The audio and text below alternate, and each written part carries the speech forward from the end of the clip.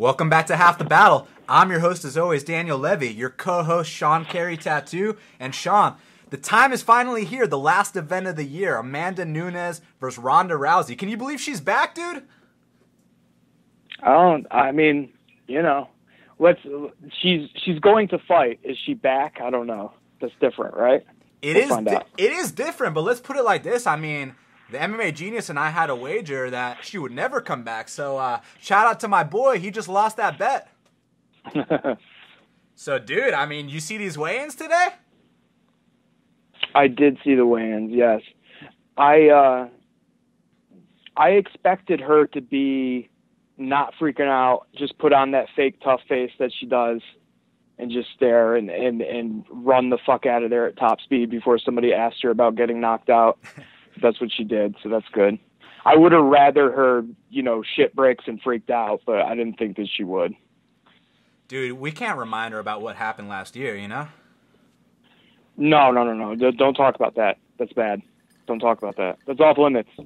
It really is, but you know what's not off limits? Brandon Thatch is minus 165. That's off limits. And he's taking on Nico Price, who's plus 155. Now, you recall pre-USADA when Brandon Thatch was, one of the emerging contenders in the welterweight division.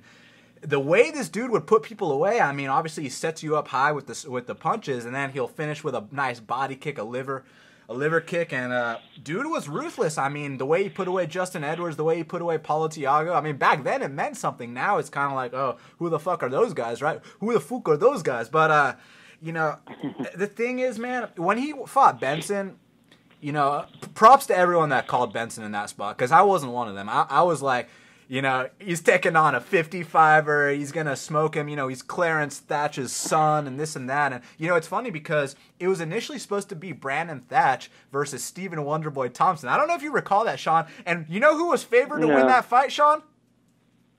Thatch was favored to beat Stephen Wonderboy Thompson. Okay, so when you think about that in perspective, and then it's like, okay, well, Wonderboy's out, and now Benson's going to fill in. I was like, all right, yeah, he's going to smoke this little 55er. And, man, we learned a lot about Thatch in that fight. I'm not even going to get into the quick tapping stuff yet. Let's get into something else. Let's get into the whole dropping someone and helping them back up thing. Can we talk about that first, Sean? Yeah, never a good sign, is it? Never a good sign. Brandon Thatch tries to be your friend in there, and you don't want that when you're betting on someone. Not only that, man, I mean, I was watching the weigh-ins earlier. Nico denied him twice of the handshake, and I know, it's just a handshake. That's got nothing to do with the fight. I mean, dude, it's all psychological. The psychological warfare has begun. Nico got in his face, and he let him know, look, man, I'm here to fight. I want to knock you out or tap you out because you've been tapped out your last 3 fights in a row, and I want to get this UFC victory. Now, I know a little bit about Nico Price because some of my training partners that used to live in Florida actually go way back with Nico Price. So they were telling me before this matchup was made, back when Nico got signed, they were like, dude, look out for my boy Nico Price. I mean, they're like, I've seen him whoop on UFC vets. He can, he's a little bit sloppy on the feet, but he's got heart, and he's accurate, and he's powerful, but also he can take you to the ground. And that's where he can have an edge over Thatch here because, look, Thatch is one of those guys that he's probably amazing in the gym. He probably whoops everyone's ass in the gym. But when it comes to the fight time, I mean, the takedown defense just isn't there. And he quick taps when you get a little submission on him, man. Last week when I got that Sage Northcutt fight incredibly wrong, I kind of dismissed the quick tapping he did against Brian Barberena. I was like, that's not going to matter against a dude who's only beat a reporter and a pro wrestler, right? Well, it did fucking matter. Yeah. And here, I'm not going to dismiss it again, Sean. I'm not going to make the same mistake twice.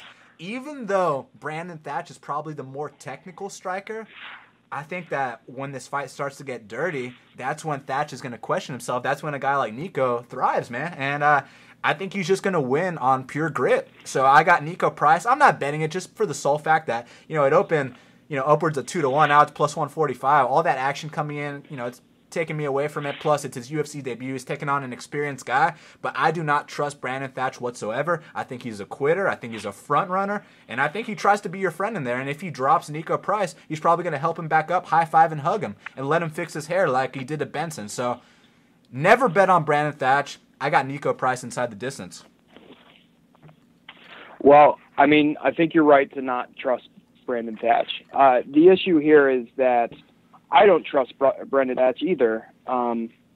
And I went into looking at these fights in order to fade Thatch, and I can't do it because I looked at Price and, you know, who knows what he looks like in the gym, who knows what he looks like now, et cetera, et cetera. But I watched 4 of his fights, and he had the same problems in every fight, which is his stand-up is not good. The defense is super porous. His head is like a gigantic floating balloon that people can't seem to miss. He's just really sloppy, man. He's really sloppy. And in order for him to win this fight, he's going to have to make it gritty. He's going to have to make it ugly, maybe get a couple takedowns and do it that way and get to Thatch how other people have gotten to him. I'm not going to say Thatch is yellow because I don't think it's that. I think it is his breathing. His cardio. I know he's got a puffer, so something is going on there. There's probably other psychological elements to it as well.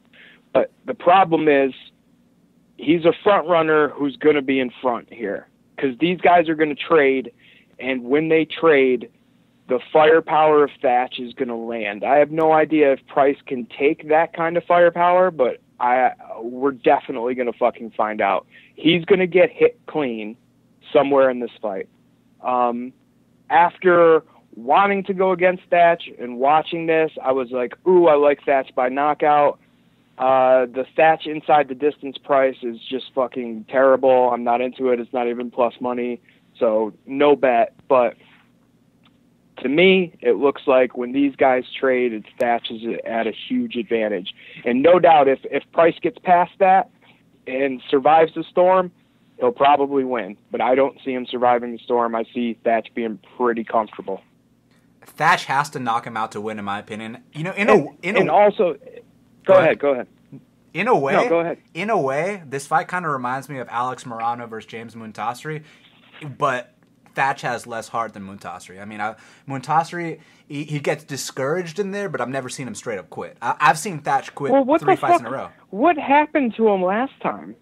He was like, I'm going to throw only this left body kick over and over again and not do anything else. He had a perfect setup fight for him, a guy who's going to sloppily scrap with him. And he got shut down, man. Whatever. I mean, it's like it was fucking terrible. Dude, it's like the Kelvin Gastelum thing. When Kelvin fought Uriah Hall, I mean, at that point, dudes were shitting their pants if they got the call to fight Uriah Hall. And Kelvin, yeah, he wasn't the more technical guy, but it didn't matter. He was the grittier guy.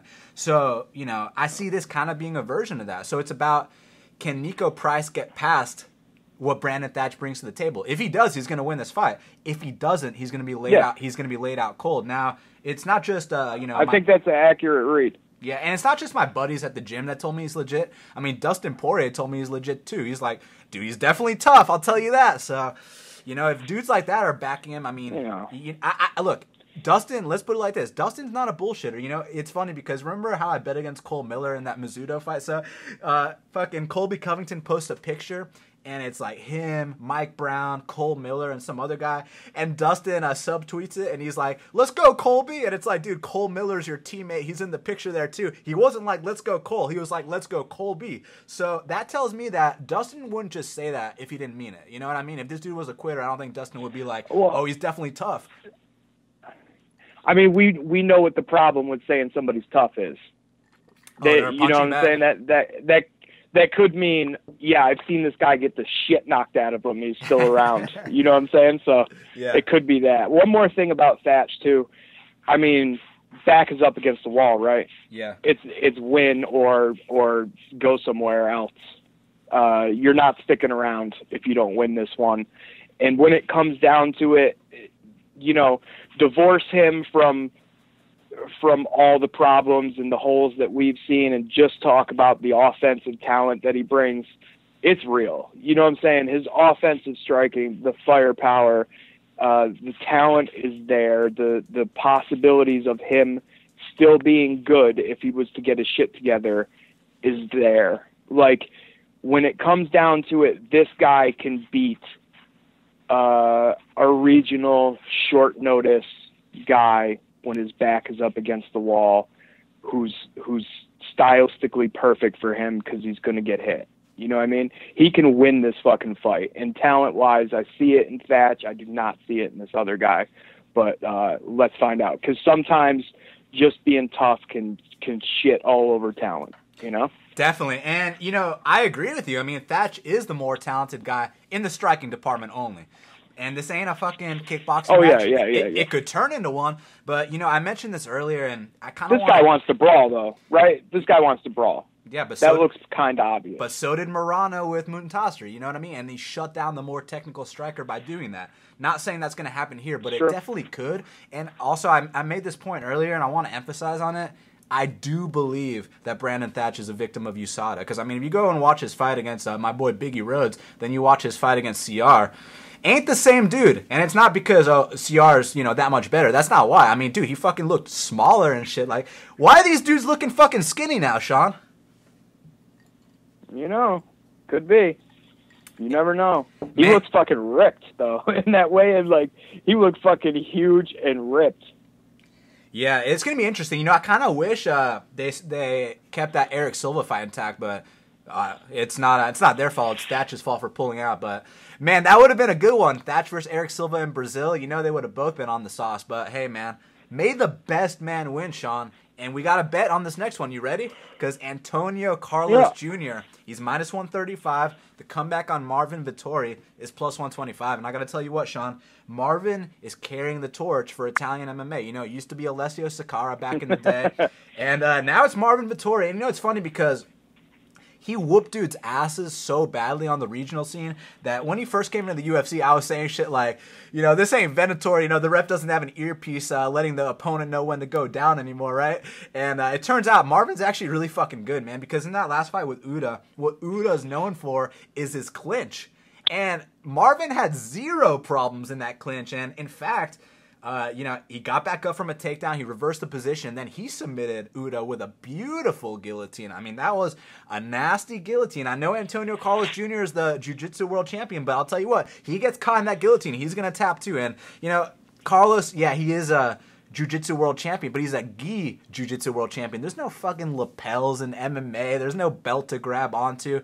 And here's the thing with Antonio Carlos Jr. He's also a front runner, just like Thatch, except he's a front runner in the grappling department. I mean, you watch that fight with Dan Kelly, and, you know, first round, just doing his thing, you know, but he can't tap him out. He can't get him out of there, so he gets a little more discouraged. Third round, man, he quit. He looked for the door, and it's not the first time we've seen that. We saw that in the Patrick Cummins fight too, you know, but you can make the excuse, oh, you know, he's a middleweight, so let's give him a pass for that one. But then we saw it again against Kelly, so, you know, I don't have any... Not to mention the dude he's fought at heavyweight. He's fought as big as heavyweight. I just don't have any reason to believe that if he doesn't submit Marvin, that he's not going to go ahead and quit. Because, look, Marvin's one of these Kings MMA guys, man. And we talk about it every episode of the show. Some guys thrive in that environment. Some guys don't. Jake Ellenberger and Patrick Cummins do not thrive in Kings MMA. I mean, you see Patrick getting knocked out every single fight. That's because he's the punching bag in the gym. You see Jake Ellenberger quitting every fight because he's the punching bag in the gym. But then you see a guy like Benny outstriking Rashid, knocking out James Vick. You see a guy like Kelvin knocking out Tim Kennedy.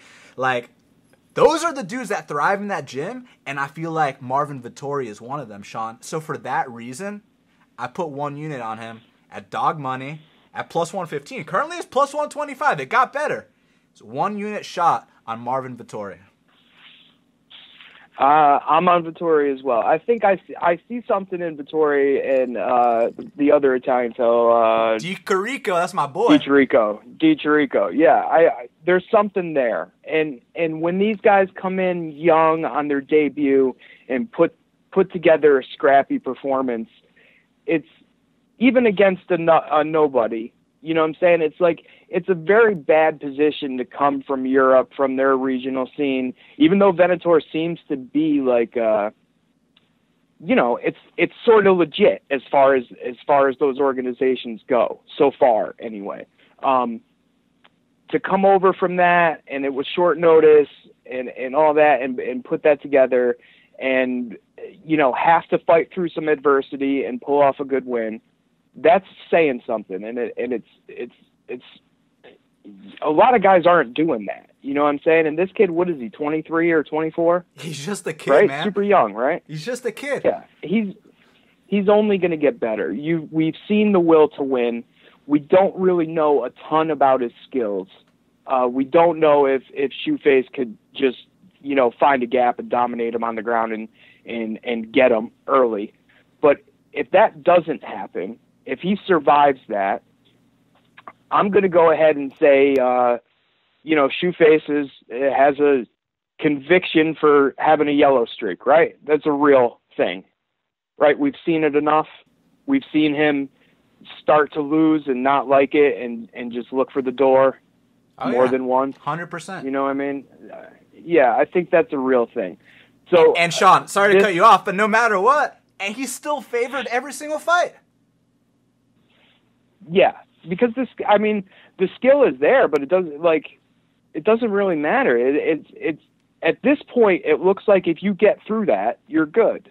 You know what I'm saying? I think this kid can get through that. This bet is about, can Vettori survive that and not accept getting laid on, even if he's not getting subbed, even if he's not in a bad predicament, even just a situation where, do you think that Vettori will lay on his back and accept that and not instantly try to get up over and over again? He doesn't seem like that kind of dude to me. He seems like a dude who's going to keep on trying to get up. I think if you get up enough against Shoeface, that eventually he'll be like, oops, doesn't look like I'm winning this one, and then you can take over the fight. I saw enough scrappiness and enough toughness out of Vettori in his first fight and in the previous fights that I looked at to think that he survives what Shoeface brings at him early and wins a decision, if not stops him late. Here's what Marvin Vettori had to say about his upcoming fight with Antonio Carlos Jr.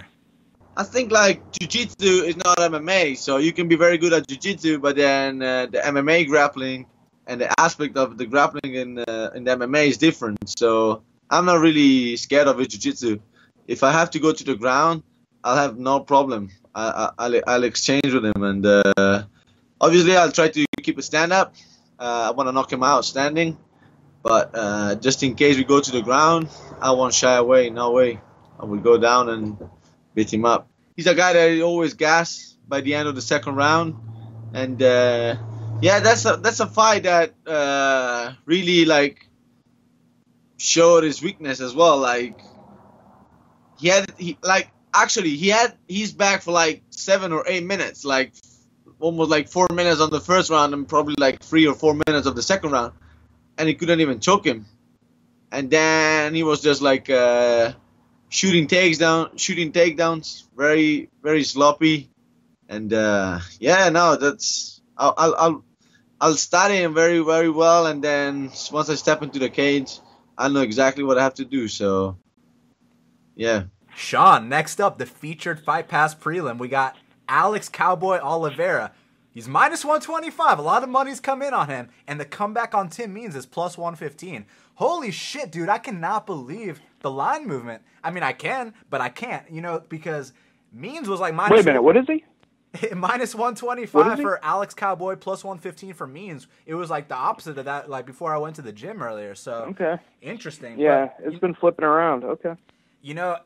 Earlier this week, man, I had this conviction that Alex Cowboy was going to win this fight, and I was almost going to bet it, but then you go back and watch some of Tim Means' fights, and they call this dude the Dirty Bird for a reason, man. I mean, they could call him the Clean Bird, because, the dude, the way he grabs your fucking wrist and, throws an elbow down the middle or his straight punches, it's so clean, man. It's so smooth, and it's just a pleasure to watch him systematically destroy guys, but the guys that give him problems are the guys that push him up against the fence, take him down, rinse and repeat, and, don't play that distance game with him. You know who's really fucking good at clinching guys up against the fence and is almost developing his own style doing that? Alex Cowboy, man. People... That's right. Dude, people try to act like he's some Muay Thai guy, but that's not really the case at all. He's got nice footwork, and he's got his hands down when he's at distance, but, when he closes that distance, I just love this dude's clinch game, man. Fucking ripping elbows and the takedown attempts, and then you defend the takedown, and then he goes back upstairs with a knee. I love this guy's fighting style. So for me, it's one of those situations where I know he's going to get in Tim Means' face. I know he's going to push him up against the fence. So the question is, can Tim create that separation and, you know, throw one of his big elbows and slice open Alex Cowboy and make him discouraged? I just feel like it's a bad matchup for Tim unless Alex decides to strike from distance, which he is not known for at all. What he is known for, like we've already described, is the way that Matt Brown beat Tim Means, you know? Matt Brown pushed him up against the fence, ripped the elbows, hurt him, and then got Tim Means to shoot, which is a first, and then he tapped him out, you know? So, man, I mean, is Alex Cowboy about to grind him out? Like, we talk about Alex Cowboy a lot because the dude fights a lot, and, you know, we've mentioned this before. He's the kind of dude that injures dudes in the gym. I mean, you kick this guy, and he checks your kick, and then you break your foot. You know what I mean? He throws a knee to your body, and you break your rib. Oh, shit, that actually happened. That happened his last fight against Will Brooks. Dude, I mean, it's funny. You know, people are like, "Oh, it was a fluke, a pre-existing injury." Yeah, get the fuck out of here. When you knee someone in the right spot and it breaks something, I mean, how is that a fluke? It's like saying that you punched someone in the chin, they went out cold, and it was a fluke. That was not a fluke. That's Alex Cowboy's game. That's what he does. He broke Will Brooks, but now we're moving up a weight class and we're taking on Tim Means. And dude, I don't know if we're gonna break him, but I think we'll grind him out, man. It's just about, is Tim going to create that separation to throw a nice elbow and change the tide of the fight? I don't think he's going to do that, but I respect him so much that I don't want to bet against him here. Well, you know what? You know what I like against nice, clean, calm, precise people? I like dirty, ugly caveman shit against those guys. And this is what Cowboy brings. Some dirty, kind of messy, get in your face and mush you, not precise, not exact caveman shit. That's what he's got. And I love Tim Means. You know what I'm saying? I love Tim Means, watching him destroy people, but he's one of those guys who he's waiting to make it perfect. He's waiting for that pinpoint thing. And he destroyed Hamasi, sure. But couldn't he have gotten to Hamasi a lot earlier? Didn't he let Hamasi off the hook several times? You know what I'm saying? I had Means inside the distance there, or maybe I had fight doesn't go the distance. And it was like he was obviously breaking him down and hitting him to the body. And dude started running, and the fight was over, and I'm waiting for him to jump on it and actually end it. And it just kept on showing itself, but not happening until, you know, it eventually did happen. You know, Means is big, but he's probably a guy, if he really wanted to, could make 55. I feel the same thing about Cowboy. I think a lot of us are missing the boat on Cowboy. Like, he's pretty fucking good. You know what I'm saying? His striking is not terrible. It's not precise, but it's aggressive. It's effective. 100% this fucker is not scared. You know what I'm saying? He is thinking offense out there. You know, that can lead to bad situations sometimes, but so far, except for, like, you know, times where he gets taken down and submitted, it's pretty good because he's going to impose his will on you because he wants to get chest to chest with you. He's very athletic. He always comes out calm and smiling. He seems to have a mean streak in him. He seems super strong. If you really watch him clinch with people, it seems like people can't move him. When you watched Gleison Tebow clinch with people, it looks the same sometimes. You go to move this guy or switch him around, and he doesn't fucking budge, you know? In that Will Brooks fight, Will Brooks calmly, with his back up against the cage, said, okay, all right, well, I'm going to do this. Oh, I'm not going to do that. I'm going to do this. I'm going to look good doing this. Oh, I'm fine. You're holding me up against cage, but nothing's happening. And the dude just calmly took an ass whooping. You know what I'm saying? Like, if Tim Means gets up against the cage and finds that thing where he can't swing him around, he can't push this fucker's head backwards to land that elbow, he can't get the space to land the right shots, does he calmly sit there and wait for the time that happens? Does he get taken down and crawl back up, and then the second time he gets taken down, he doesn't, you know, he's not too fast to get back up, he's okay with not getting back up? We've seen him do that before. We've seen Tim Means accept being on his back. We've seen Tim Means be the guy, when he gets put on his back, he is okay with both shoulders being flat on the mat for quite a period of time. He's not the guy who shrimps to his side automatically. He is the guy who's, okay, I'm flat on my back. Let me try to work for something that's obviously not going to submit anybody. He has those holes in him. You know what I'm saying? Surely dangerous, surely the better guy at distance, surely the more accurate guy. But I don't think this is going to be that kind of fight. I think this is going to be ugly, chest to chest. And when you try to get Cowboy off of you, you can't move him. And then he's taking you down. Or then he's landing his own elbows and knees and dragging you down, and then you're tired, and then he wins. You know what I mean? That's how I see this fight going. I see Oliveira pulling off a decision, having his moments, you know what I'm saying, having bad spots, I'm sure, because Tim Means is so tough. But you can get to him. You can break him down. You can keep his back on the mat. You can keep his back on the cage and watch those seconds tick off the clock and win rounds that way. That can happen. That's what I think is going to happen, and I bet on that to happen. In Tim Means' defense, and I've said this a lot, I favor a good get-up game over good takedown defense any day. And the reason I bring that up is because if you watch that John Howard fight, a lot of people like to point out, oh, John Howard took him down twice. But it's like, dude, if you really watch it, it's like Tim Means scrambled up to his feet immediately. I know John Howard's no D1 wrestler. I'm just saying he has improved that part of his game since when he fought a guy like Masvidal. You know what I mean? So I do think that part of his game has improved. However, with Alex Cowboy, his end game isn't necessarily to take you down. He's cool with being clinched up against the fence for all 15 minutes. Yeah, he'll hold you there the whole time. Yeah, he's fine with that. And we're not talking about somebody who's like a sitting duck when it's striking time. You know what I'm saying? Like, he's fucking dangerous striking wise. He tries to hit you hard, and he wants to end up close to you afterwards. So he's just going to close distance and throw bombs, and you can't ignore these bombs. You have to block them, and then he's got underhooks. You know what I mean? Like, he's not shitty standing up. He swings hard. He's got decent kicks. He's got decent punches. He's a solid guy. This is an up-and-coming guy. Big fan of both, but I'm going with Alex Cowboy, man. He's just too strong and just a tough guy to deal with. Yeah, I agree. Also in the welterweight division, we got Alex Garcia. He's minus 170, and Mike Pyle is plus 160.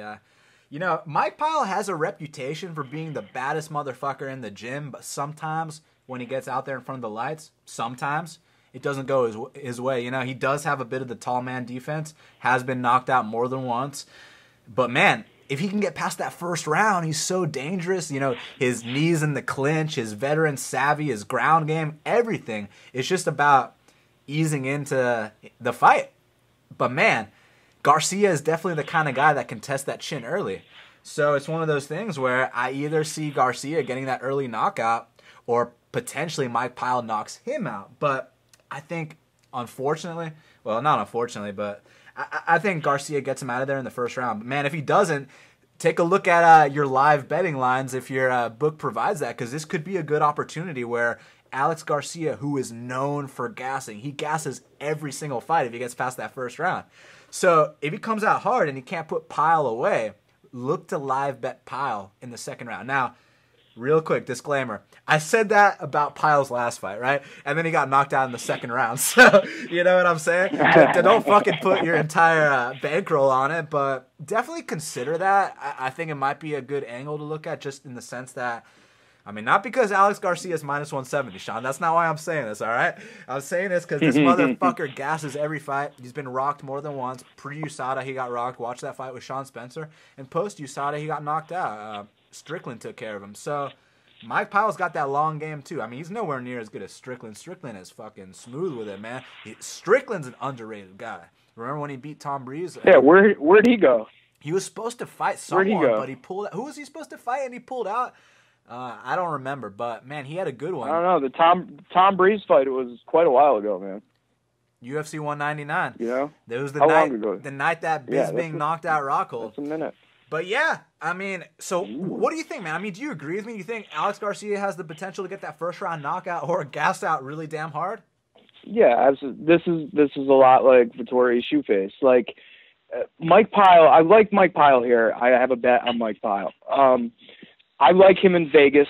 I like him to retire after this fight. I think he knows that. I think that he needs to go out on a win.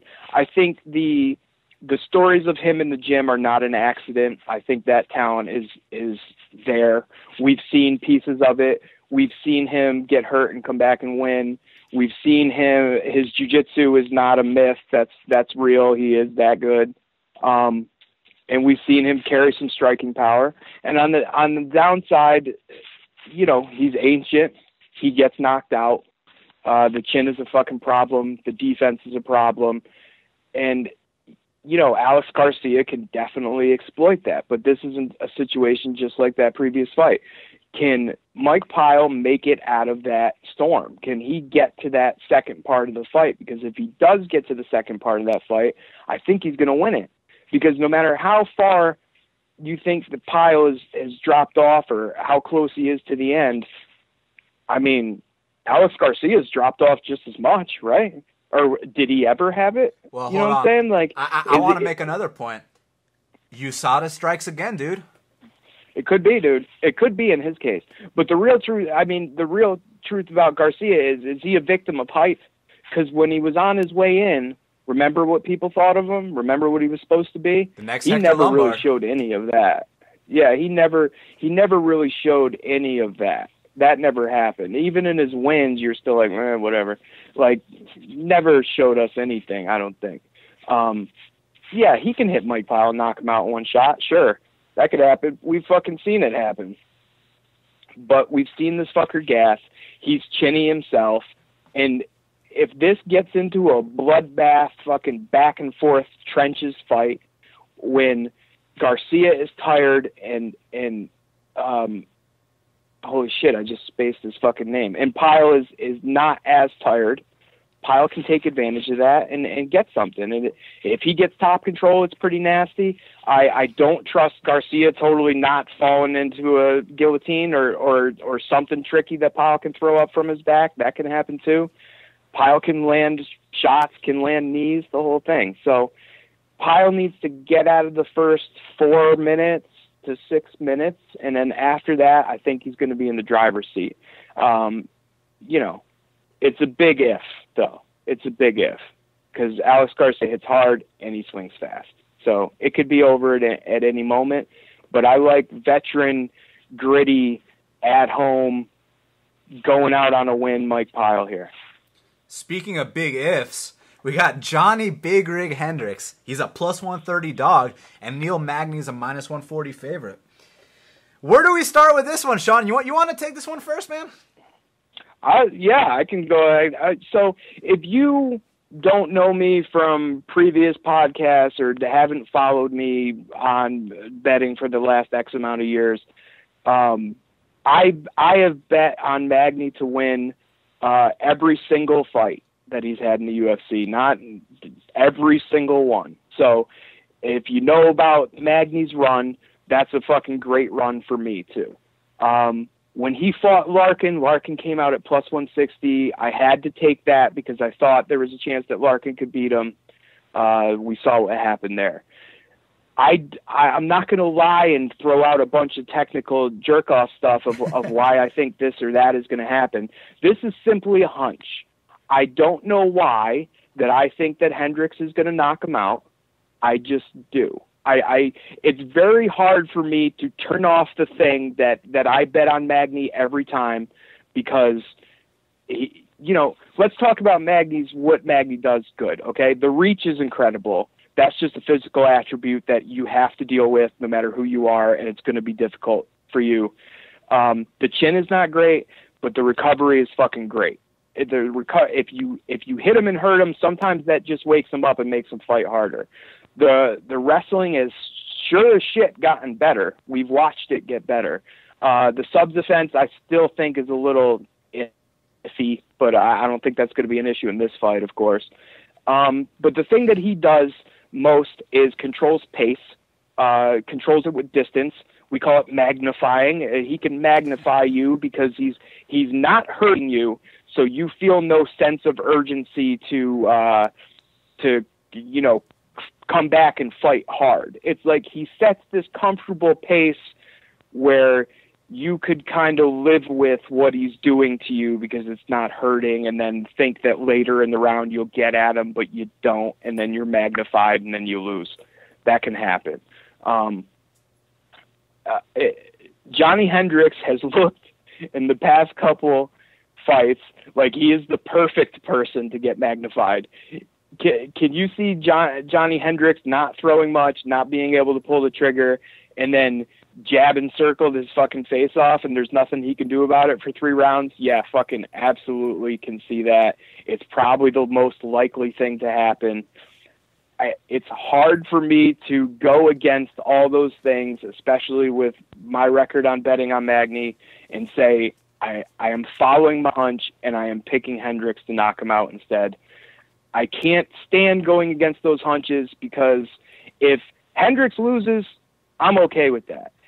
If I don't bet on Hendricks, or if I bet on Magny, even though I think that Hendricks is going to knock him out with no proof and no real reasoning, I fucking hate myself. I can't stand going against my hunches and then finding out they were right and losing. I can't do that. So when I have a weird hunch like this, I just go with it. I had to say, Ellenberger and Brown, when that fight was signed, I was like, Ellenberger's going to knock him out.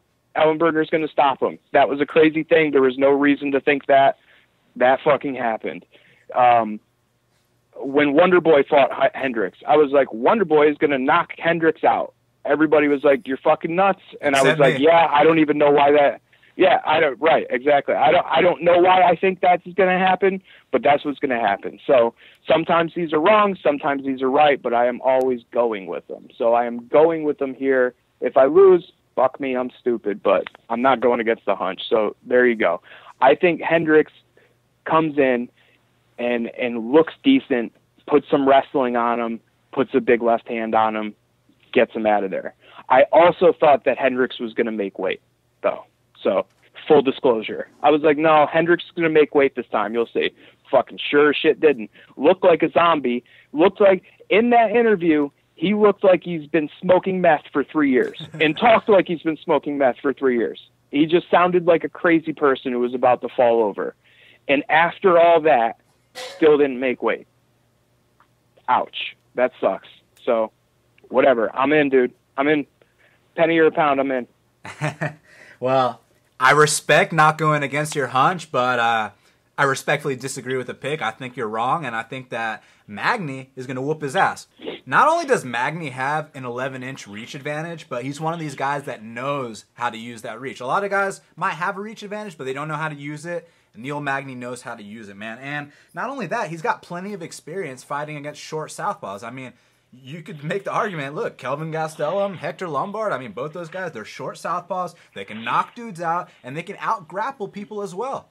Neil Magny, had this been a 3-round fight against Kelvin Gastelum, he would have got a 30-27, dude. One does not simply 30-27 Kelvin Gastelum. One does not simply knock out Hector Lombard. He was the first man in MMA history to finish Hector Lombard via strikes. I mean, that's a big fucking deal, dude. And I know since then he's been stopped himself, but I mean, dude, that was just an awful matchup for him. I mean, we broke down that fight together. It was yourself, James Vick, Biggie Rhodes, and me, and all of us picked Magny except Vick. And he was like, look, man, Larkin is just way too explosive, fast twitch, and dynamic for him, and that's the bottom line. And I agree. That's what ended up happening there. I don't think that's the case here, dude. I think that, Hendricks is going to have a little burst in him early. He's probably going to try to push him up against the fence. But like you said, the way that Magny is able to recover is just unbelievable. And we haven't seen Hendricks knock anyone out since Fitch, since Campman. It's been a long time, man. A lot of shit has changed in the sport. And just like you mentioned that, you do have a really good read on your hunches, I feel like I do too, bro, because I've been fading Hendricks every single fight since the second Lawler fight. I'm like 3-1, cashed the second Lawler fight, lost the Brown fight, and then won the Wonder Boy and the Kelvin fight. So I feel like I've got a good read on Johnny, and I think he's completely done, man. You know, I've got friends that are friends with him that tell me that, you know, he's hungry and stuff, but I feel like it might be beyond that, man. You know, maybe he does want to be the old guy that, you know, that won the title, and now he's back at Oklahoma State. Wait, fuck. I don't want to fuck this up. Is it Oklahoma or Oklahoma State? Because you say it to the wrong guy, and they'll be like, bro, get it right. But bottom line, he's back in there with, you know, with the wrestling team that he grew up with, and, you know, doing all that shit. But then he fucking acts like a crackhead at the, you know, at the media day. He starts, dude, he was seconds away from flipping out at the media, you know what I mean? And the media are just a bunch of fucking harmless reporters. So, yeah, dude, I don't like where his mind state's at. And, you know, the nutritionist he has, you know, I mean, dude, Nutrition's a really nice guy. I've had him on the show before. But we got to be real here, man. I mean, you know, I saw someone make a tweet that, oh, before, you know, you're quick to blame the nutritionist, you know, the athletes have their own choices too. And it's like, you're right. You're 100% correct. But didn't we watch Anthony Pettis eat steak and eggs on Embedded a couple weeks ago, and Nutrition approved that? He's like, you've been working so hard. Go ahead and eat this. You know what I mean? So where there's smoke, there's fire, Sean.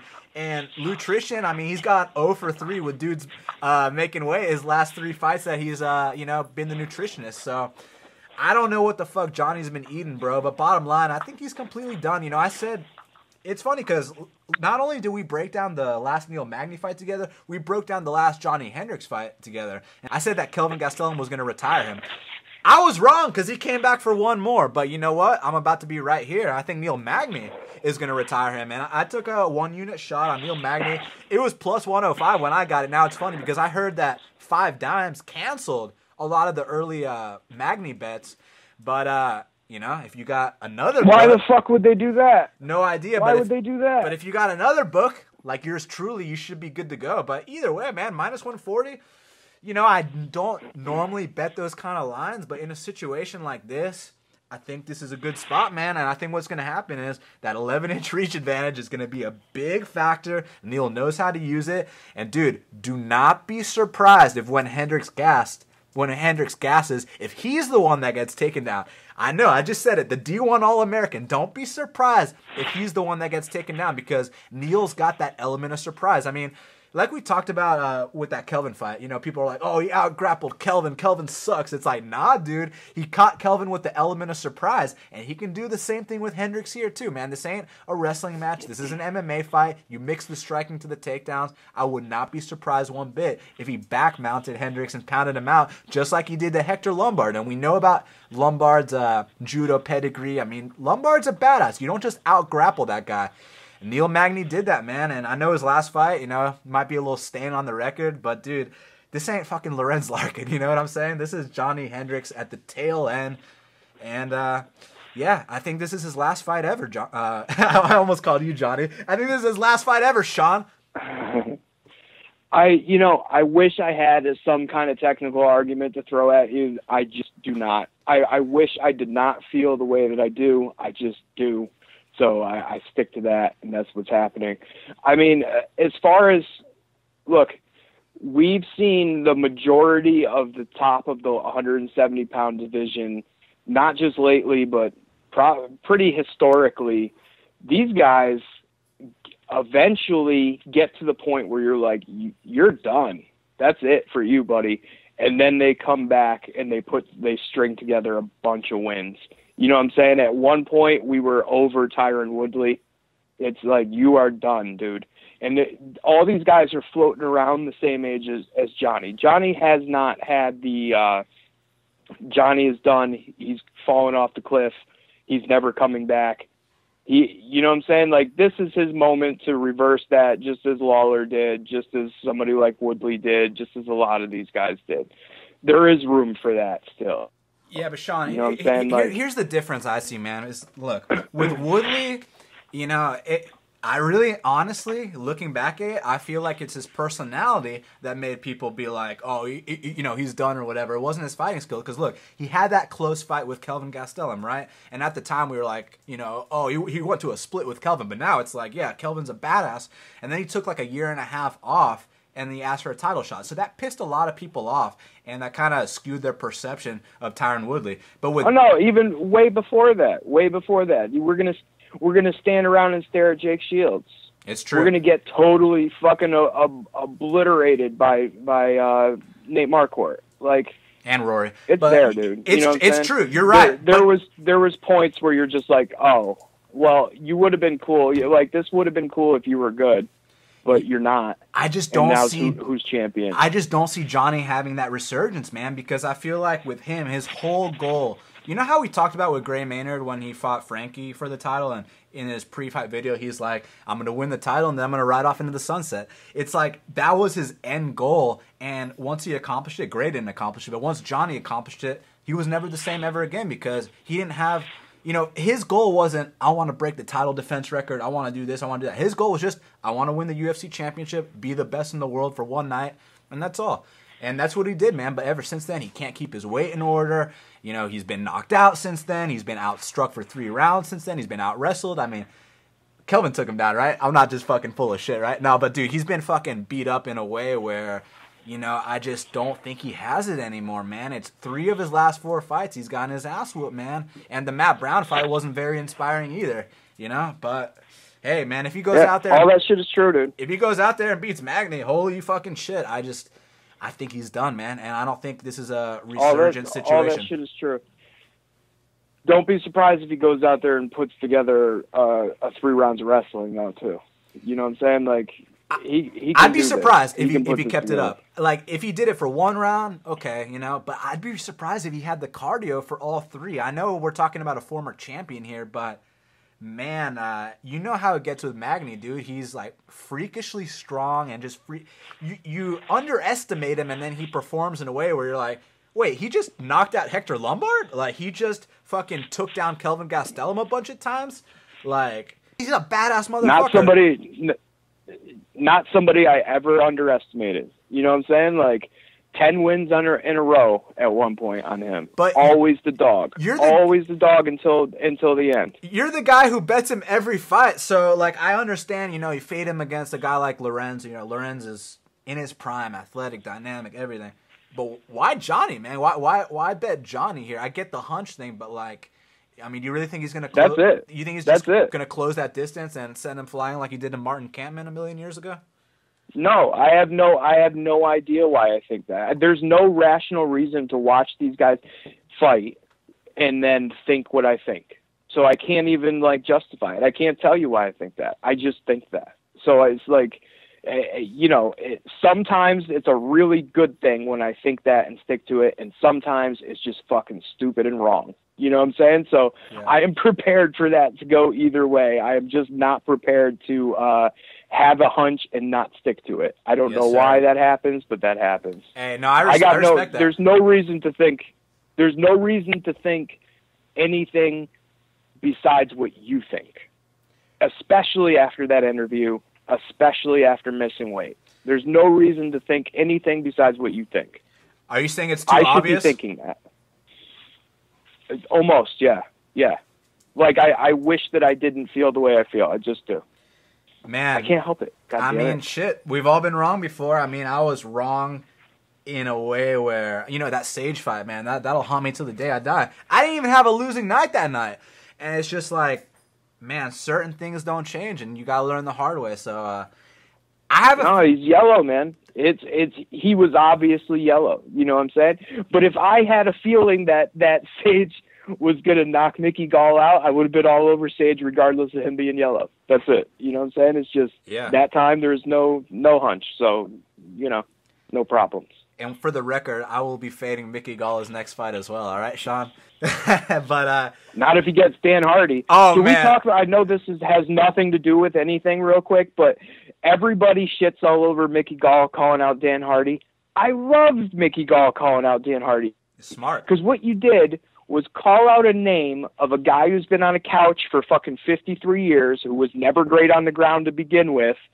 That's a pretty good call out. You might have just called out an easy name who's not ready to fight. Like, if that happens, Gall winning that isn't crazy. You know what I'm saying? Like, I definitely underestimated. Whatever. I don't think we'll find out. But that was a good call out. I don't think that was a shitty call out. Man, I gotta give him props, dude. He got his first professional victory. In my book, he's 1-0 now. So much respect to Mickey Gall. And you got Johnny Hendricks. I got Neil Magny. We each got a unit on it. May the best man win. Now, next up, here we go. Main card time, pay-per-view. You better order this shit and support the sport because we got Ray Borg. He's -135. The comeback on Louis Smolka is +125. And, man, this one's a train wreck too, dude. This one's kind of hard to call in my opinion because, look, I feel like Ray Borg is a really bad matchup for Louis Smolka, but then Ray Borg shows up at 129 pounds and shit. And here's the thing, though. He's missed weight before and dominated. Like that fight with Gene Herrera, he missed weight there too and went in there and dominated. So, it could be a situation where he outgrew the weight class, but the dude's like fucking 5'3", 5'4". So, you know what I'm saying? He should be able to make 125, but then he's young and he outgrew the weight class. His body's getting bigger. He's not going to be a 125er for life. Yeah, you know what I'm saying? But then this kid is probably a 135er if not a featherweight. Yeah, you look at a John Lineker, even though they got a completely different style. And Lineker, he's shorter than Borg, and he's a 35er now, having great success. So, maybe Borg just needs to move up a weight. But here's the thing with Smolka, man. It's interesting because Smolka will almost purposely get himself in bad positions just so he can scramble out. His scrambling ability is second to none. And that works in most of his fights. But against Borg, I feel like that's going to be really tough to do because if you get in a bad spot with Borg, you're probably staying in that bad spot. So, man, it's such a tough one for me to call. But then you see that +125 on Smolka.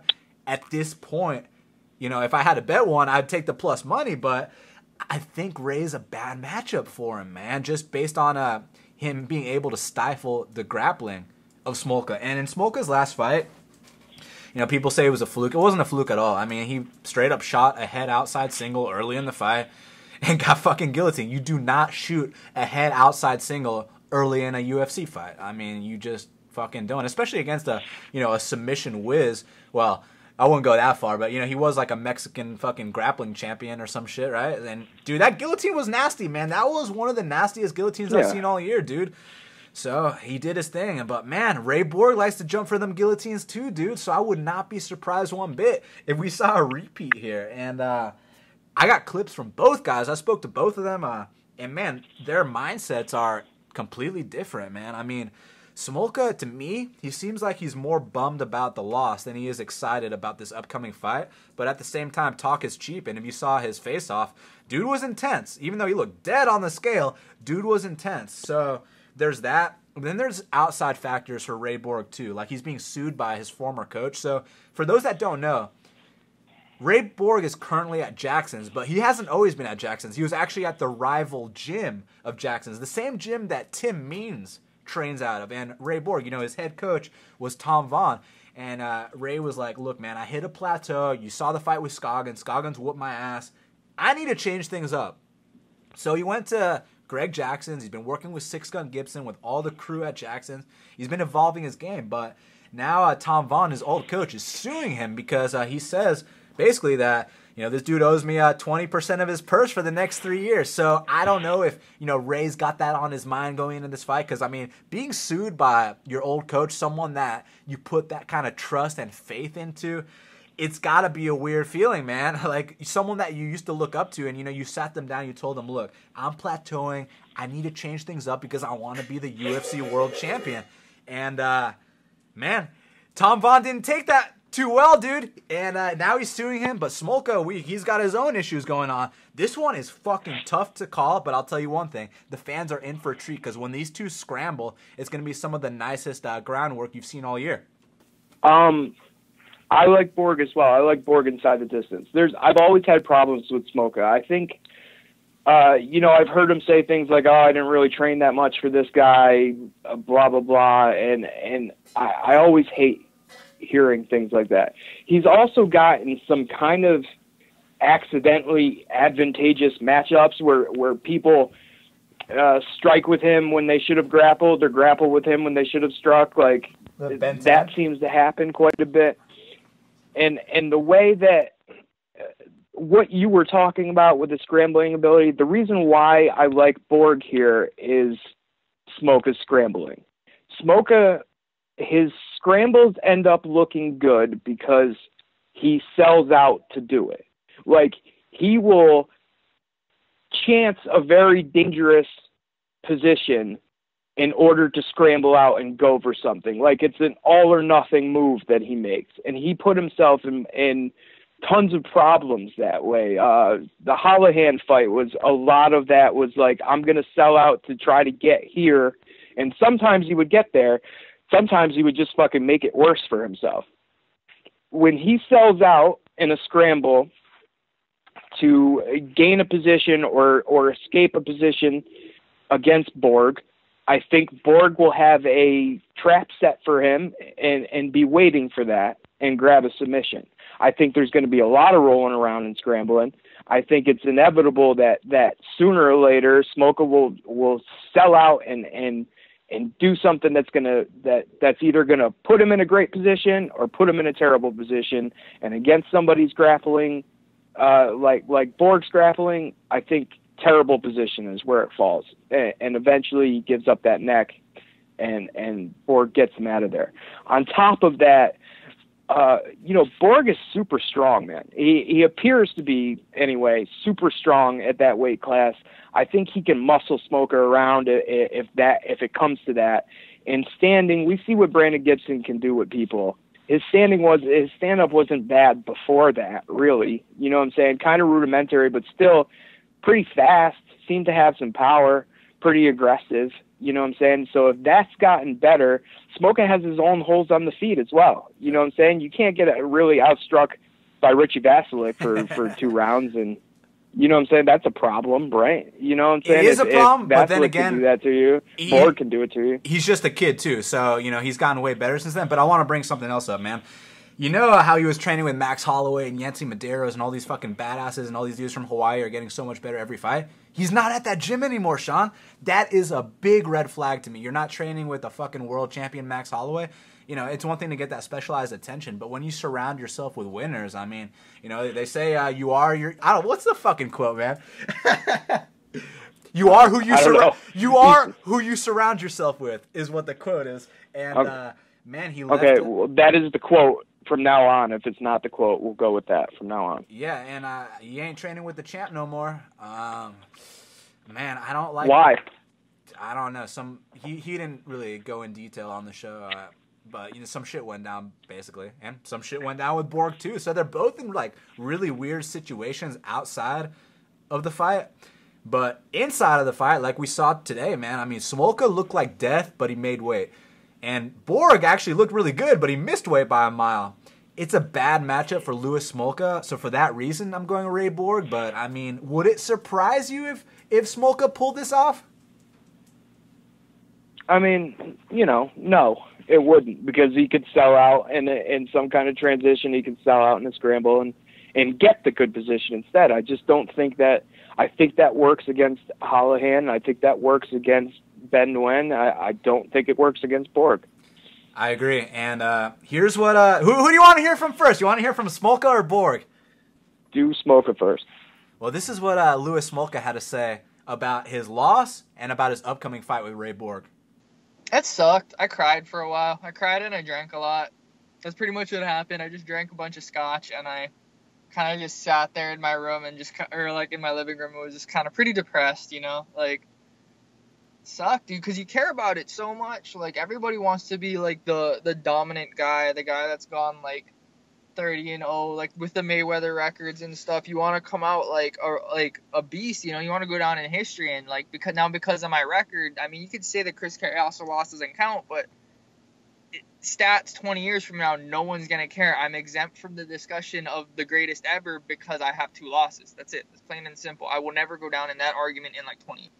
I took away a lot of things. I mean, just, I didn't even research the guy, in all honesty. I've been kind of taking this, honestly, like, pretty fast and loose. And, I mean, I don't research my guys. I don't really game plan. Like, I kind of just go out there and, like, I mean, there's, like, a little bit of game plan, and my coaches will do it, but I'll never actually watch the guy fight, and I'll kind of just make it up as I go. And, yeah, I mean, I guess it's about time I took it like a little bit more seriously. Just start adding more things, you know, stop plateauing. I feel like I might have plateaued a little bit there, and I got to work a little bit more.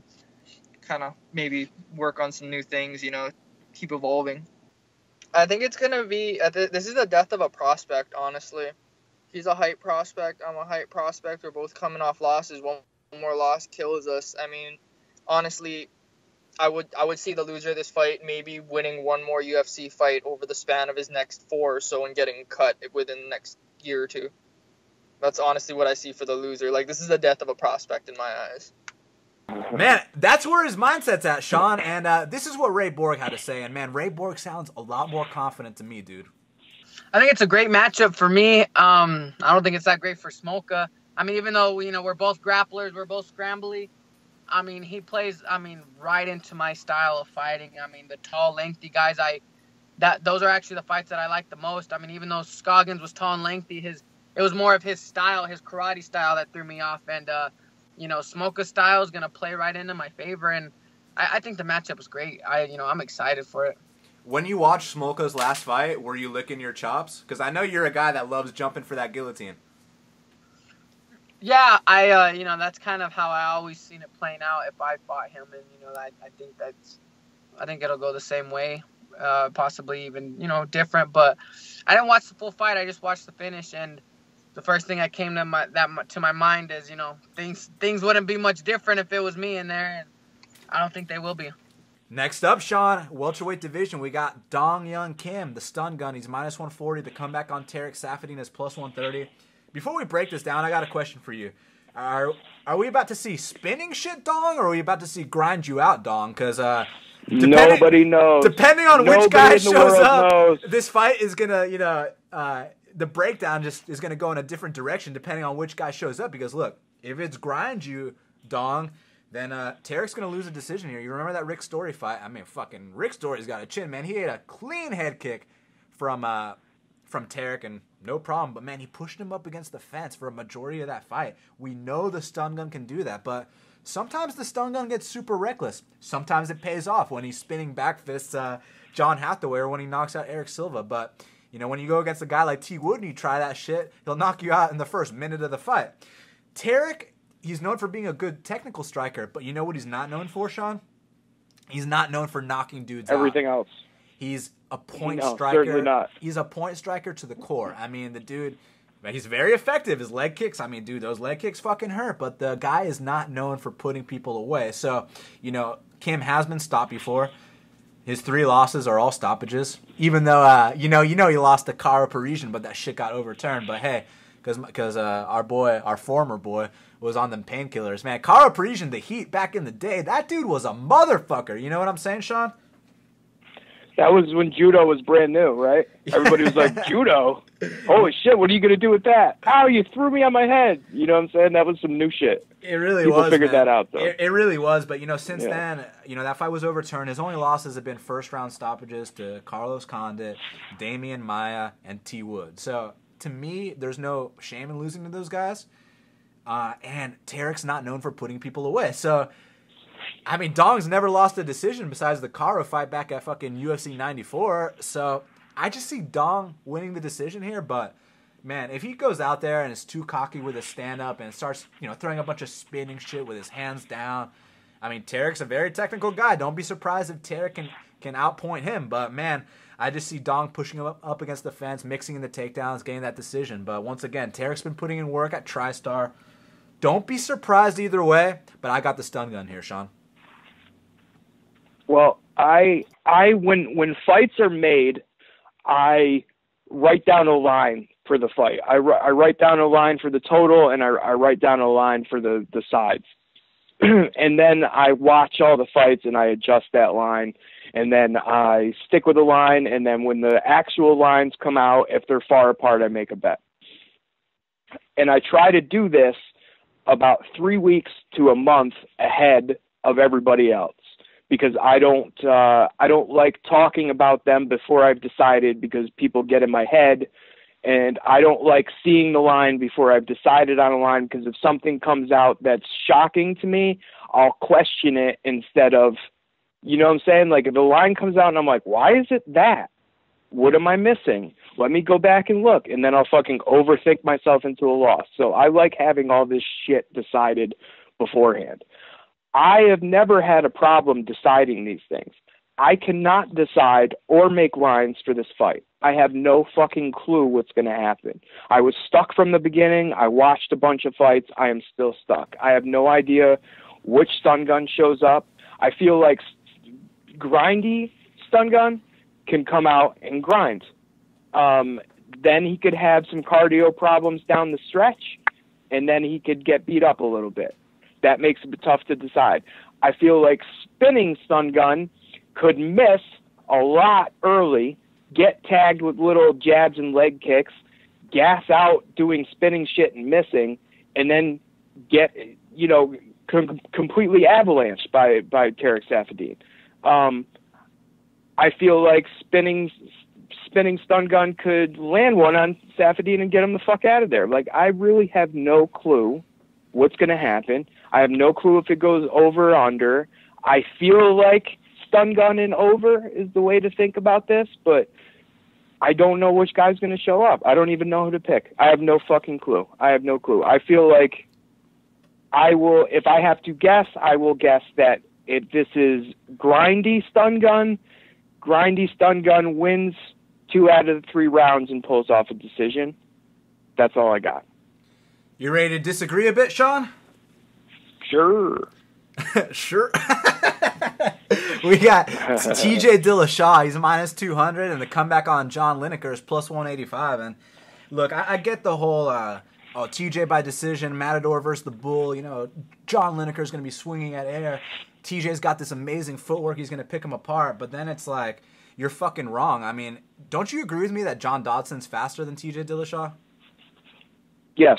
Okay, well, it wasn't like fucking John Dodson was outspeeding Lineker that much. I was actually surprised that Lineker's hand speed was matching Dodson pretty nicely. It was just Dodson's got more movement. Yes, this is true. And Lineker's a little bit more stationary. This is also true. But do not underestimate Lineker's hand speed, but more importantly, do not underestimate the way people react when they get hit by John Lineker. When dudes get hit by John Lineker, they react weirdly, dude. They do not act like themselves, and he's just got that effect on dudes. So I know everyone's thinking, oh, TJ's just going to pick him apart for 3 rounds. It's easy work. It's easy money. I mean, he's the next Dominic Cruz. He got robbed in that fight, this and that, which is all bullshit. Dude, I honestly think that he can either win a decision here or he can knock out TJ Dillashaw. I mean, we've seen Dillashaw get dropped in the past.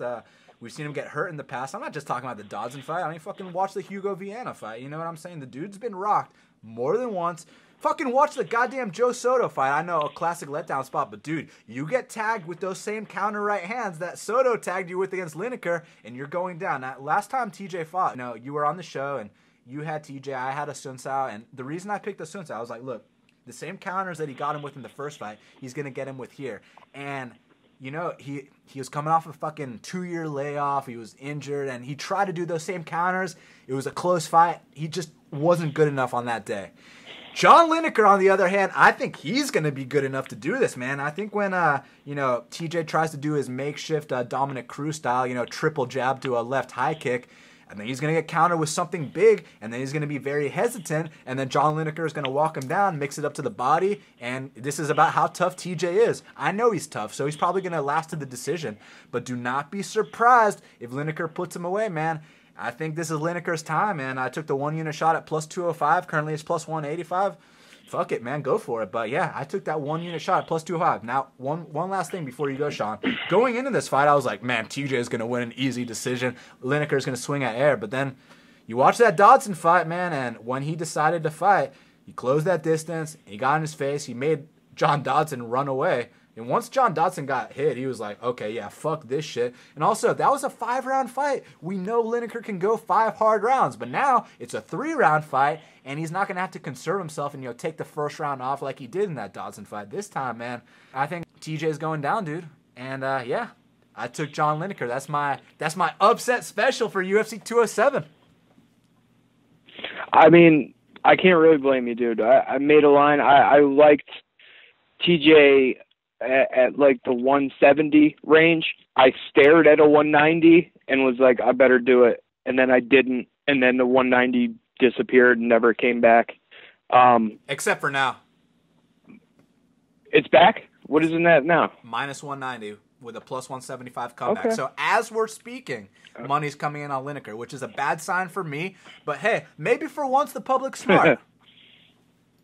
I'm not going to play it straight, but my original thinking is still my same thinking. I think that TJ Dillashaw will have the game plan to beat Lineker. I think when we talk about the Dodson fight, I get different things from the Dodson fight because I thought Dodson won it.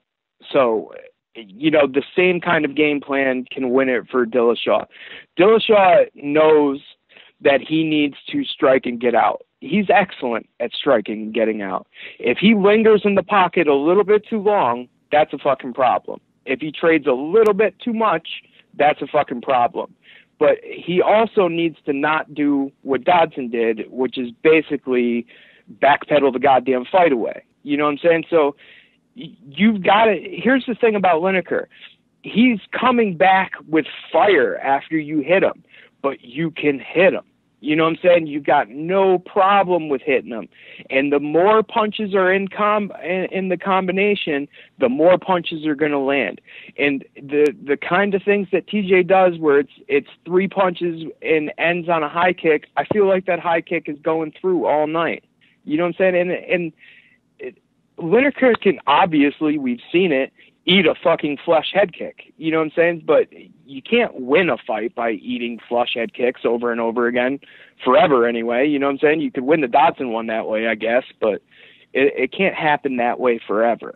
Lineker does that thing that he does really fucking good, but that's all he does. You know what I'm saying? And when you get somebody that skilled and that understanding of space and range, it's tough to not be bull against Matador and just have the Matador whiffing at you all night.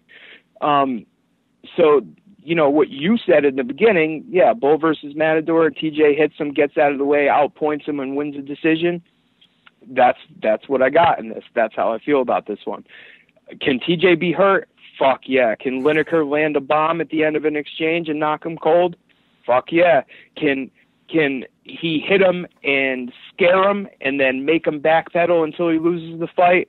That's less likely in my opinion, but yeah, that can happen. I feel like the most likely thing here is Dillashaw by decision, which I have a bet on. So risky. I don't like that straight price, but I can't get off the idea that Dillashaw wins a decision here, so I stuck with that. I know exactly where you're coming from, man, but man, the way I'm seeing it is, like I said, dudes react weirdly when John Lineker hits them, man, and I don't know how TJ's going to react when he takes that first liver punch or that first punch to the chin. Not saying he's going to fucking quit or anything, but dudes are like, oh, it's like that. You know what I mean? Like, when have you ever seen John Dodson run away? I know, against DJ and shit, but like, people were saying that he's so much faster than, that Dodson's so much faster than him and this and that. And the fact that he was able to keep up with Dodson in a 5-round fight, that speaks volumes to me. That speaks volumes that he's not just some flat-footed fucking stationary target. It might appear that way, but dude, when you eat one of those shots, you're going to think twice. And just TJ picking him apart for 15 straight minutes and not having to go through any shit just sounds too good to be true for me, man. That's absolutely true, and I agree with everything that you said, and that it could definitely go that way. As far as the Dodson fight goes, there was times where Dodson lined up a perfect 2-punch combination, hit him with it, and disappeared easily.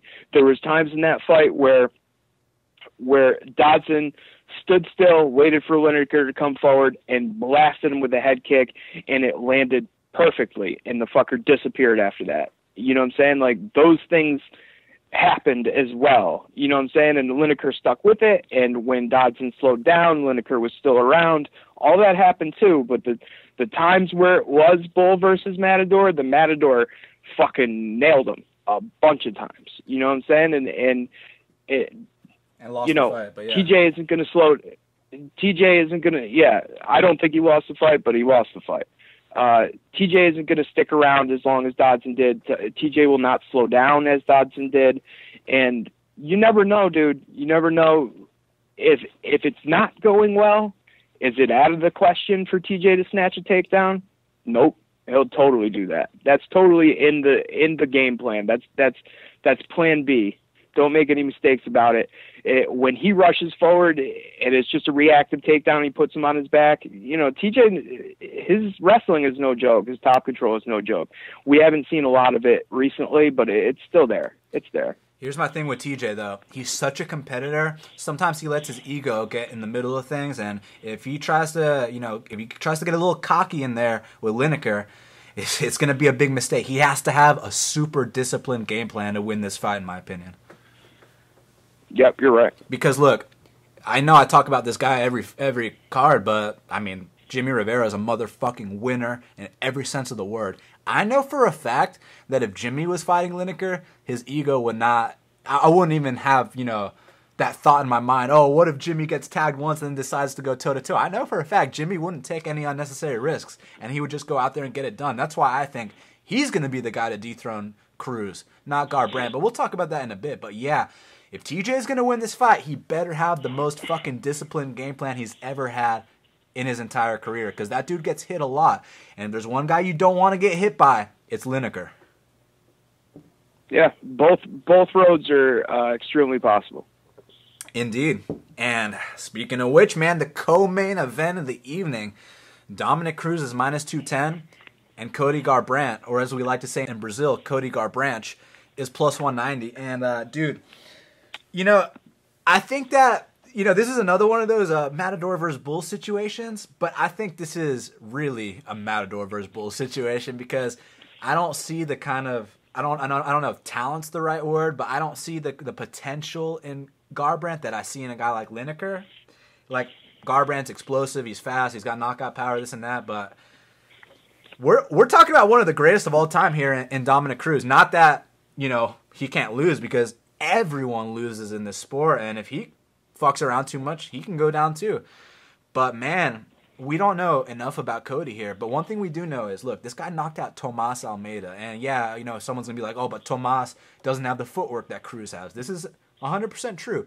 But if you can knock out Tomas Almeida, you're legit. I don't give a fuck. If you knock out Tomas Almeida, you are legit. That's the bottom line, man. And not only did he knock him out, he knocked him out in the first round, and it wasn't even a fight. And that's fucking Tomas Almeida. But now we're dealing with the best footwork in the game. But, man, Cruz does fight with his hands down. And, he did get rocked in that last Faber fight in the fourth round. He got rocked really hard. No one noticed it. I fucking noticed it. But you know what? On the flip side, he's been sitting down on his punches a lot more. And as a result, he dropped Faber twice. And we know Garbrandt's chinny. I mean, not only has he been knocked out in the most devastating fashion ever in that Gerald Hodge fight, but you notice in his UFC fights, when he gets hit, he kind of reacts weird, man. He doesn't, not that anyone likes getting hit. I mean, maybe John Lineker does, because that dude will fucking smile at you. But Cody does not act good when he gets hit, man. And now that Dominic's sitting down on his punches more, I would not be surprised if Dominic put him down. But here's the thing, man. I don't think it's going to be like a 50-45. I think Cruz is going to go through some shit early. I think he might even get dropped early. But I think he's going to overcome and persevere like the true champion he is. I mean, when you get injured and you're on the sidelines for 3 years, you don't just come back and win the UFC world title. That's the kind of mental fortitude that Dominic Cruz has. So I'll always tip my cap to a guy like Dominic Cruz. I don't think Cody Garbrandt's going to be the guy to dethrone him, but I do think it's going to be a somewhat close fight. I think Jimmy Rivera is going to be the guy to dethrone him. So for that reason, man, I got Dominic Cruz and still. Oh, and real quick, Sean. Are we starting the no love equals no chance campaign here? Yeah, that's been started since the beginning of this poor bastard's career, but yes, especially here. I've got some pretty strong feelings about this fight, of course. Man, let me just preface this whole fucking thing with, can Cody Garbrandt land a bomb on Dominic Cruz and knock him out? Yes, that can happen. Okay, yes, that can happen. But Dominic Cruz must have been a good boy this year, because Santa is really just checking every box off his Christmas list. Dominic Cruz, he's the best MMA mind in the game. He's the biggest student of the game. He's the biggest fight analyzer. He's one of the best analysts, just separate from his fighting. He's got the best mind for MMA in the sport, hands down. And what he put on his Christmas list is he wants somebody stupid, and he gets the stupidest guy. He puts on his list, hey, can I have a one-dimensional guy that can only do one thing? He gets Cody Garbrandt, who can only do one thing. Can I have an inexperienced guy who hasn't beat anybody? He gets Cody Garbrandt, a super inexperienced guy who's never sniffed anything close to Dominic Cruz. You said that knocking out Thomas Almeida makes you legit. I say knocking out Thomas Almeida does not make you legit. Brad Pickett almost did it. He's a guy that you can get to early with shitty defense, and everybody tags him, and he got hit hard and tagged and put out. Besides that, Mizugaki, totally off the cliff. That I'm not even considering that one. Henry Briones, so one of those times where Garbrandt gets hit and all of a sudden is super confused about things. Like, he looked terrible in that fucking fight. Marcus Brimage has hit him a lot. Man, he's always looked terrible. Yeah, he's always looked terrible to me. He's always looked like an about to be knocked out guy. Like, Dominic Cruz puts on his Christmas list, I want a guy who comes in stiff with his head up when he punches. He gets Cody Garbrandt, who does exactly that. He wants, for Christmas, he wants a guy who mentally is just so outraged about everything and emotional about everything. He wants somebody who will come in pissed off and try to kill him, because my plan is I want you to try to kill me. Santa, bring me somebody who I can make do that. There's never been a clearer case in this sport that I've ever seen of somebody controlling somebody else like this. Everything that Dominic Cruz says drives Cody Garbrandt off the fucking edge. You know what I'm saying? Like, he can't even stay in an interview with him.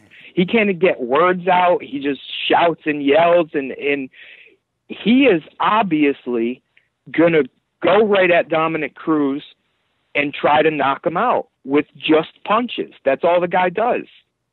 Dominic Cruz, are you telling me that you could be like, hey, Dominic Cruz, I'm going to bring you a guy. He's going to do one thing, and you're going to know exactly what that thing is. Why can't Dominic Cruz crush that guy? He can. He can. Here's your one game plan. I hope your one thing that you can do can beat Dominic Cruz. That's all you got. You know what I'm saying? You've got this puncher's chance, and the number is nowhere near a puncher's chance. It's these crazy odds on this fight. Cody Garbrandt is nowhere near ready for this. There's all kinds of hot shit prospects who have stepped up to fight a champion that they were not ready for, who got decimated, who got crushed, and it changed their career around permanently. This could be that. You know what I'm saying? Like, Horiguchi was not ready for Demetrius Johnson. That wasn't a career changer for him, but you know what I'm saying? You saw what happened. He's an extremely talented guy. He's just not ready. He had never fought anywhere near that, and he got dominated. That's just how it is. That's how it is here. You know, if Cody Garbrandt comes in this fight and gets crushed, he's probably got the loser of Lineker and TJ, right? If TJ wins, if TJ loses but doesn't get knocked out viciously, I think that TJ does the same thing to Garbrandt that Cruz did that Cruz is going to do to Garbrandt. I think when Garbrandt loses, and if Lineker loses, the Lineker knocks out Garbrandt. So I think what you're doing is setting up this guy. It's too early for him to get the title shot. You're going to give him the title shot. He's going to lose. He's going to drop down and fight the loser of the fight before this and lose to him too. So that's a career changer right there. That's how those things go when you rush somebody who's not fucking ready. You know what I mean? Like, there's a zillion signs in this fight where Cody Garbrandt is going to lose. The most likely thing here is that Dominic embarrasses him and decisions him easily. The second most obvious thing is that Cruz knocks him out, because there's plenty of times where Cruz can sit down on a punch, hit him with something he didn't see coming on the way in, and hurt him, and then pile up, get reactive takedowns, tire him out, get on top of him, beat him up, finish him. That could happen. I'd say third down the list is Cody Garbrandt knocking him out. For us to be wrong about this fight, Cody Garbrandt has to beat up Dominic Cruz for 3 rounds and then knock him out, like an obvious win, like, wow, Cody Garbrandt is better than we thought. This is how we won. Look at that. You know what I'm saying? Like, Cody Garbrandt just walks out there and hits him and knocks him out. I don't think he's better. I mean, that could happen, but you know what I'm saying? Like, I'm just not seeing it. I'm not seeing the number here. I'm not seeing this as being a competitive fight. I'm seeing Cody Garbrandt get destroyed. And we know nothing about Cody Garbrandt's wrestling. We know nothing about his submission defense. We know nothing about any of that. For every person that you've told me was a good wrestler in junior college or in high school, who gives a shit? You know who's a good fucking MMA wrestler? Dominic Cruz. He's really fucking good. He's one of the best. Sean, he'll snatch a takedown out of nowhere. Would you at all view this as MMA's version of Mayweather versus Canelo? No, it's more like Tito Trinidad versus David Reed, except for Trinidad was a puncher. You took David Reed, who was not ready but was a definite hot shit prospect, and you put him in there and you totally ruined him. It's similar to Fernando Vargas in a way, Fernando Vargas against Tito Trinidad, where you rush this guy. He's a hot shit prospect. He was obviously not ready. You put him in with somebody he's never even come close to fighting, and he got destroyed, and it ruined his career. That kind of thing. You know what I'm saying? Like, yeah. You know, I feel like Mayweather doesn't really beat the shit out of you like that. If Cody is to win this fight, man, you know, obviously we all think he's going to come out headhunting, but I feel like if you want to beat a guy like Dominic Cruz, I mean, this is easier said than done. You got to implement leg kicks early on, because if you can stop that movement, then maybe you can get to, you know, catching that chin. But man, if you're not stopping that movement, you think that Cody Garbrandt is going to? You think Cody Garbrandt's going to come out leg kicking? Nah, this is actually the game plan I think Jimmy Rivera is going to use when he beats Cruz. But I'm just saying, if someone were to beat Dominic Cruz, I feel like that's how you should approach it. But Cody's too much of a meathead to do that, in my opinion. No, he's completely in Dominic Cruz's pocket. He's completely owned by Dominic Cruz. Dominic Cruz says, hey, I'm going to make you really mad until you come after me and try to kill me. And Cody Garbrandt 100% agrees with that and will do that for you. You know what I'm saying? Like, it's very obvious to me. It's very obvious. If my 2 early bets win, I will be doubling up on Dominic Cruz. I just need one of my first ones to win, and then I'll be good.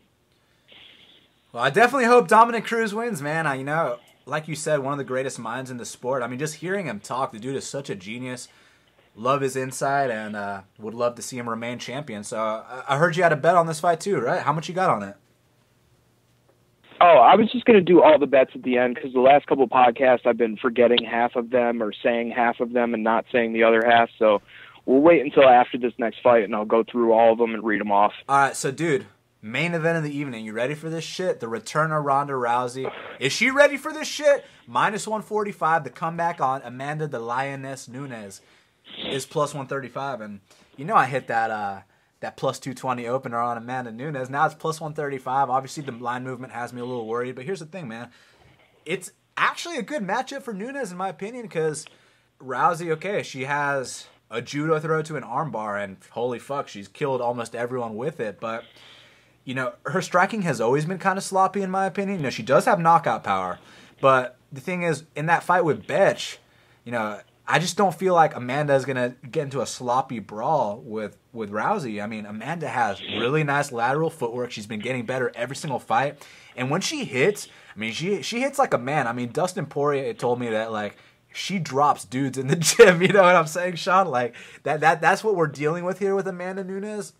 The biggest issue is that she hits so fucking hard that she gasses herself out, and, you know, towards that third round, you know, she sometimes doesn't have anything left. But to me, this is like a one-round fight between two one-round fighters. I mean, Rousey's also a one-round fighter. We've only seen her go past the first round twice, against Misha and against Holly. And, I mean, Holly whooped her ass in a way where, I mean, she quit the sport, she ran, you know, she's fucking covering her face at the airport. I mean, she won't talk to fucking Joe Rogan after the weigh-ins. Like, what the fuck, man? Like, who acts like that, dude? Like, when Conor McGregor faced defeat, he was at that press conference the same night and was giving credit to Nate Diaz for being the better man that night.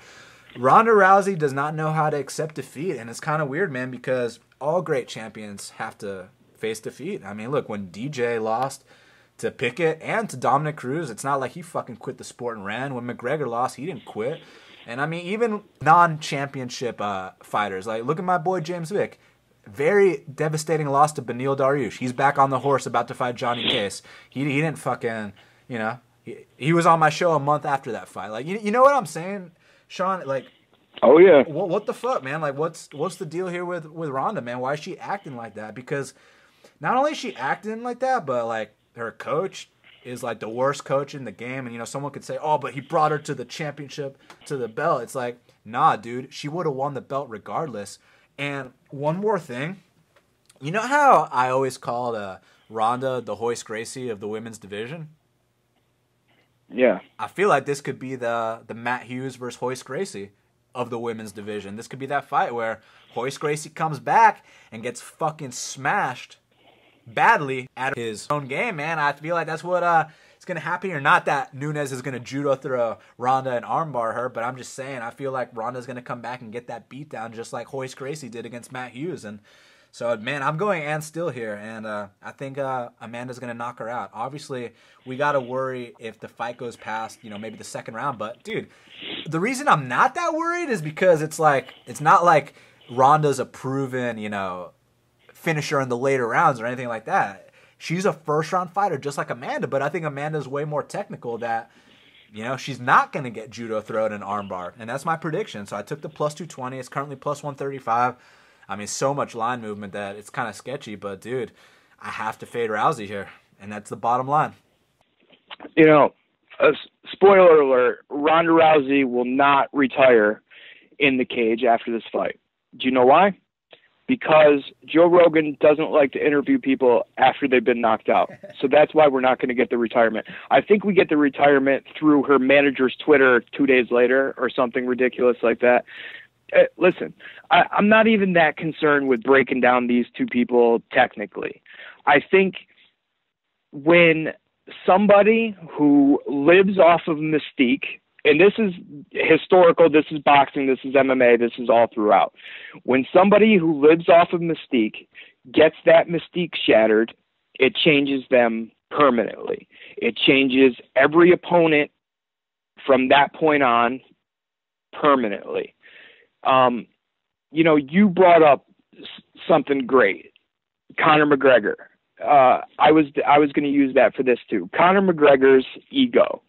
Conor McGregor has a huge ego, has a huge mystique. He loses. He puts it together perfectly. He acts like, okay, you beat me, I'm going to do this. What does he do? He's interested in cutting off media and just getting back to being himself and making sure he's going to win that next fight. You know what I'm saying? Like, and then comes back and puts together a perfect game plan and does that and doesn't act like a head case the entire time. That's excellent. That's crazy. That's, you know, a very, very rare thing that he did. Ronda Rousey is the opposite. When she cuts off media about this, it reeks of, we already know she's a head case. That's a definite. Okay, all you have to do is ever listen to this lady talk, and you know that for sure. She is interested in insulating herself from people asking her about being knocked out. I bet you that's completely off limits to talk about to her. I bet you she flies off the handle if it's ever mentioned. She said that she contemplated suicide. She's contemplated retirement. She's coming back to this fight talking about retirement. She disappeared after losing, ran out of the cage. Like, it's not... all those things are the opposite of what Conor did. All those things just lead up to you are not ready for this. Historically, when you get knocked out and the mystique goes away and it's brutal and then you go into hiding, you want to come out and get a soft touch, a tune-up. What you don't want, the bottom thing on your list that you want, is a very aggressive, early, hard puncher. And that's exactly what she's getting. So when I say it's not about what these two can do to you technically, just if you've been doing this for years or you plan on this being your hobby for years, every single time a champion gets dethroned and knocked out and then they come back against somebody who's going to put them in the fire early when they're still unsure of themselves, bet on that. Bet on that regardless of who the people are. Bet on it 10 times and you're going to get dog money 6 out of the 10 times at least. Just keep doing that. Keep doing that over the years and you'll win. This is just another time when you do that. You don't get knocked off and then come back against somebody who's going to come at you and just try to smash your face.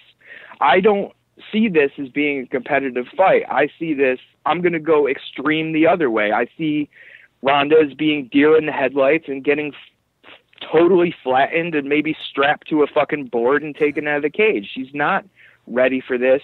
She does not want this. She doesn't believe any of her own hype anymore. She can't believe her corner anymore, who fed her bullshit the entire time, who gave her no adjustments to make. She's just coming back with the same old shit. She's just coming back talking about retirement, talking about movies, talking about this could be my last fight. Like, okay, you know what I'm saying? Because this girl just wants to kill you. She just wants to pummel your face. So do you come at her aggressively? Do you trust yourself to come at her aggressively? Do you have any other game besides coming at her aggressively? Do you want to come out there and box her? You want to come out and keep it slow and be technical? Because you don't have that.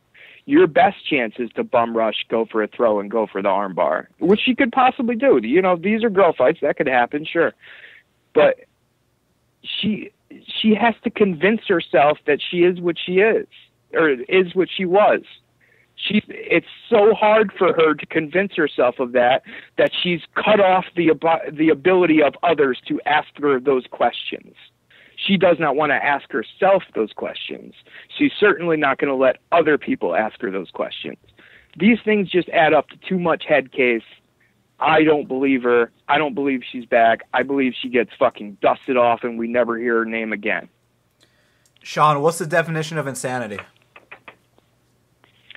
Doing the same thing over and over again and expecting a different result. Exactly. I mean, what else is there to say here? I mean, she's a plan A fighter. And like you said, was she going to sit back and work her jab? That's just not what Ronda does, man. I mean, just back to the Hoist Gracie example. I mean, did that motherfucker have a plan B? You know what I mean? Like, Ronda's a pioneer. I have all the respect in the world for her, but you know, none of that shit matters when we're betting these fights. This is a terrible matchup. Now, let's go back to when Ronda was, you know, the champ. She had the mystique. You know, she was going to retire undefeated, all this and that. At that point, people were also saying, man, maybe Amanda Nunes could be the one to dethrone her. Do you remember that, Sean? Yeah, sure. Take advantage of her striking and hit her hard, sure. Yeah, not only were people saying that back then when she had the mystique, but now she's coming back after the devastation, after, you know, it's not the same person anymore, and she's still training with Edmund. It's just wrong place, wrong time, in my opinion. This almost seems like a cash grab to me too, man. It doesn't seem like she really wants to be there. I mean, if she wanted to be there, she would address the media. And like, to me, like, I know the media are annoying as fuck and they ask dumb fucking questions, but look, Conor's a smart guy. He didn't have any problems facing the media, you know. And also, she can't talk to Joe Rogan for 5 seconds, you know, and she can't like cut a quick promo and be like, I'm gonna fuck this bitch up tomorrow or something, and then walk off. Like, she couldn't even do all that. The whole storming off, you know, for both of those stare downs, it's just kind of like, why are you here? That feels like you're petrified to me. That feels like you're repeating to yourself over and over in your head. You're saying, you'll win. You'll win. You just want to get the fuck out of there as fast as possible. You just want to go back to comfort as fast as possible. You're about to be locked in a cage with the most uncomfortable person. You know what I'm saying? Like, I don't understand how insulating yourself against pressure is going to serve you well when you're locked in a cage with the ultimate pressure right now. You know what's you know so what I'm saying? Like, funny? I don't get it. What? You know what's funny? When she was on Ellen, so she was like, I still think I'm undefeated. And, like, everyone starts clapping and shit, dude. I was dying, yeah, bro. I was dead, dude. You got your face kicked off. You're certainly the only person that would be worse for her to come back against is Holly Holm. You know what I'm saying? And it's because we can see that's even worse for her mentally. You know what I'm saying? Like, she needed a tune-up. Why, UFC, if you want her to stick around and make you money, why didn't you give her a tune-up? Let her get some actual confidence back. Let her answer some questions about herself. Excuse me. Let her answer some questions. She's going in there with nothing but questions and no answers. Man. I don't understand why you're just selling her out like this. I mean, if you want to make money off of her, fucking pay Misha Tate to stick around. True that. It would have been perfect. Hey, you know what else is funny, man? Like, in that commercial, like, she's like crying in the commercial. Firstly, I'm sick of fucking hearing that fighting is the most important thing in the world. Like, you know what I'm saying? She's fucking crying in the commercial, and it's not like happy crying, like fucking I just won the belt. I'm crying out of happiness. It's fucking like you're about to fight and you're saying that shit. Like, bad news. Yeah, the best thing that could happen to us betting wise, I got the plus 220 too. I got two and a quarter units at plus 220. So I love that bet, and that would be great. A better thing for us betting wise would be if she comes out and throws Nunes and arm bars her, and everybody considers her back, and then she's minus 600 against somebody next. You know what I'm saying? Like, minus fucking 400 against Holly Holm because Holly Holm has looked like shit recently. Or Holly Holm looks like shit against De Randami, and you know what I'm saying? Like, yeah. That's a good betting opportunity too. She's broken. She's done. This is the end of the story. If she gets a throw to an arm bar, okay, that's not fucking crazy, but it's still over, man. It's still over. And, you know, I know this has been talked to death about that striking gif that, you know which one I'm talking about? Yeah, of course. What was that? Like, what? Oh, man. I've never seen that. That's fundamentally as wrong as it can be. It's like she accidentally switched southpaw at the same time as parrying with her lead hand and then throws a straight from a switch stance that spins upside down. What is that? Who's teaching her that? Who saw her do that and was like, yeah, that was good. You know what I mean? Like, yeah. Is she surrounded by yes men still? Oh, yeah, for sure. There's nobody who seeped into that camp and was like, listen, we need to fix some shit. Sean, let's put it like this. That she needed to fix some shit. Let's put it like this. She wouldn't hear it. You know what I mean? Her own mother said that she needs to leave that fucking scumbag coach, and she won't do it. So, I mean, what else is there to say? I mean, your own mother tells you something. You do it right then and there. Yeah, her mother's probably crazy too, though. Oh, for sure. But, I mean, at least she said the right thing. Leave that motherfucker. But look, man, I mean, look. The kids down the street at the fucking Taibo class got better striking technique than she does. Yeah, she hits hard, but against Nunes, you know, the technique difference will be on full display. So, Sean, we got to put this fucking thing out, man. So, before we get out of here, the fight to watch and the fighter to watch. So, Sean Carey Tattoo, what is the final fight to watch for 2016, my man? Oh, Dominic Cruz, Cody Garbrandt. Definitely, that's going to be a fight to watch. I think, you know, you're going to get to see one of the best in the sport at the top of their game with the perfect setup to look great.